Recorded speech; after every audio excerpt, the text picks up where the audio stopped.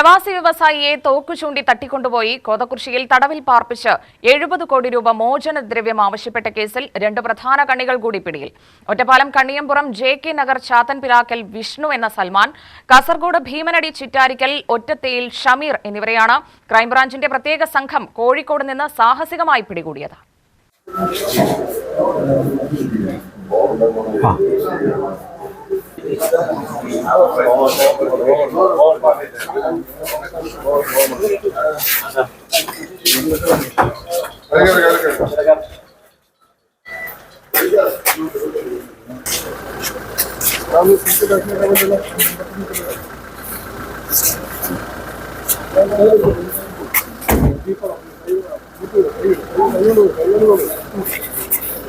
കോഴിക്കോട് മാവൂരിലെ ഫ്ളാറ്റിലായിരുന്നു ഇവർ താമസിച്ചിരുന്നത്. അങ്ങനെ പോലീസ് സംഘം ഫ്ളാറ്റിലെത്തി. അകത്തേക്ക് കടന്നതോടെ വിഷ്ണു സൽമാൻ പോലീസിന് നേരെ തോക്ക് ചൂണ്ടി. പിന്നാലെ മറ്റൊരാൾ പടക്കമെറിഞ്ഞു. മൽപ്പിടത്തങ്ങൾക്കൊടുവിൽ പോലീസ് സാഹസികമായി സ്ഥലത്തുണ്ടായിരുന്ന 4 പേരെ കൈയോടെ പൊക്കി.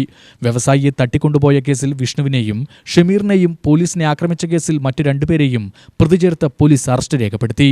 തട്ടിക്കൊണ്ടുപോകൽ കേസിലെ പ്രതികളായ 2 പേരെയും നേരത്തെ പാലക്കാട്ടേക്ക് എത്തിച്ചു. 2025 ഡിസംബർ 6-നായിരുന്നു പ്രവാസി വ്യവസായിയായ മലപ്പുറം വണ്ടൂർ പൂങ്ങോട്ട് വലിയ പീടികയ്ക്കൽ VP മുഹമ്മദ് അലിയെ തോക്ക് ചൂണ്ടി സംഘം തട്ടിക്കൊണ്ടുപോയത്.